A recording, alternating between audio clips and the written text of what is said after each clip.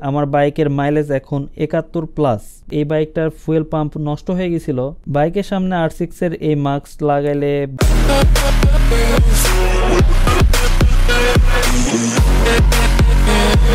So hello everyone, welcome to my channel Bibi rider. I hope আপনারা সবাই ভালো আছেন। যেহেতু নতুন মোটো ব্লগিং শুরু করেছি, তাই আমি কোন বাইক নিয়ে আর কোন সেটআপে ভিডিও বানাচ্ছি তা অবশ্যই আপনাদের সাথে শেয়ার করা উচিত।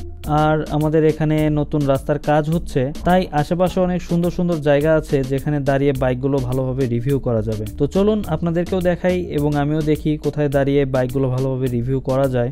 আর আমার সাউন্ড কোয়ালিটি এবং ভিডিও কোয়ালিটি কেমন হচ্ছে তা অবশ্যই কমেন্ট করে জানাবেন, তাহলে আমি সেগুলো পরবর্তীতে ডেভেলপ করার চেষ্টা করব।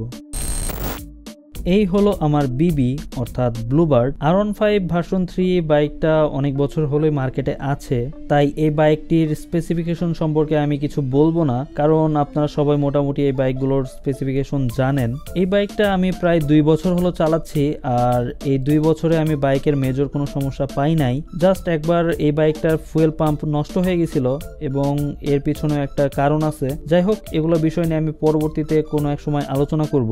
এটা থাইল্যান্ড ভার্সনের বাইক, আর এই বাইকটা আমি নিয়েছিলাম আমার বন্ধু গালিবের থেকে। বাইকে টুকিটাকি যা মডিফিকেশন করা আছে সব ওই করে দিছে, আর এই বাইকটা নেওয়ার পর আমার এক্সট্রা কোনো কিছু লাগাইতে হয় নাই। হালকা কিছু স্টিকারিং করছি আর হেডলাইটের নিচে এই ডিআরএলটা করছি, তাছাড়া আর এক্সট্রা আমার আর কোনো কিছু লাগাতে হয় নাই বাইকটায়। আর যদি দেখাই বাইকে ছোট ছোট কি মডিফিকেশন আছে, তাহলে আগে সামনে চলে আসবে এই R6 এর মাস্কটা। বাইকের সামনে R6 এর এই মাস্ক লাগাইলে বাইকের সামনের লুকস একদম চেঞ্জ হয়ে যায়। নিচে ফগ লাইট আর হেডলাইটের নিচে ডিআরএল লাগানো আছে। আমার VR46 কে অনেক ভালো লাগে, তাই ওর আইকনিক নাম্বার 46 এর স্টিকারটা লাগাইছিলাম।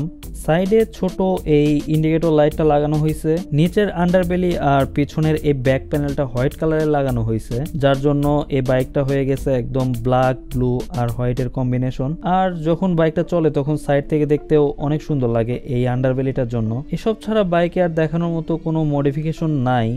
ও হ্যাঁ, এই যে এই ক্রাউন আর এই বোল্টগুলো লাগাইছে এক্সট্রা। তো চলেন বাকি কথাগুলো বাইক চালাইতে চালাইতে বলি।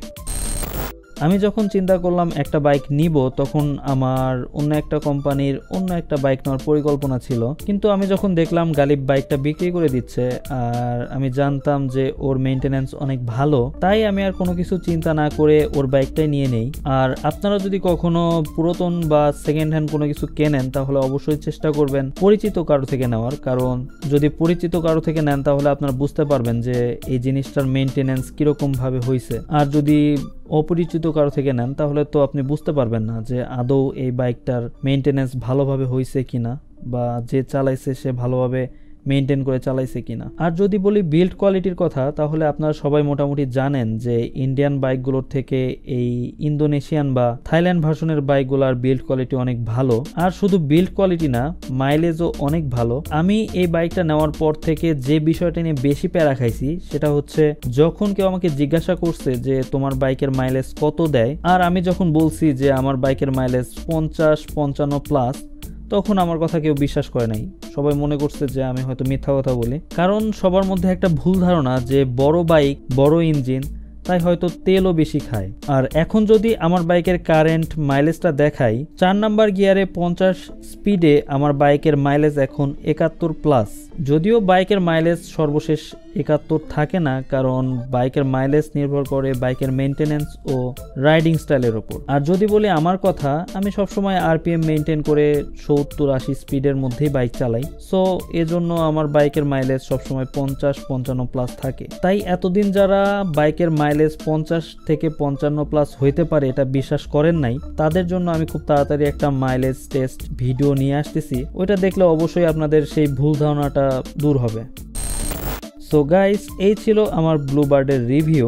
পরবর্তীতে এরকম কন্টেন্ট পেতে যদি আপনি আমাকে ইউটিউব থেকে দেখে থাকেন, তাহলে অবশ্যই চ্যানেলটি সাবস্ক্রাইব করে দিবেন। আর যদি ফেসবুক থেকে দেখে থাকেন, তাহলে অবশ্যই আমার পেজটি ফলো করে দিবেন। That's all from today. See you in the next one. Tata. I don't ever slow up, no I don't take shit. I got no love for the fakeness. If you wanna play tough and wanna hate this, I'll always show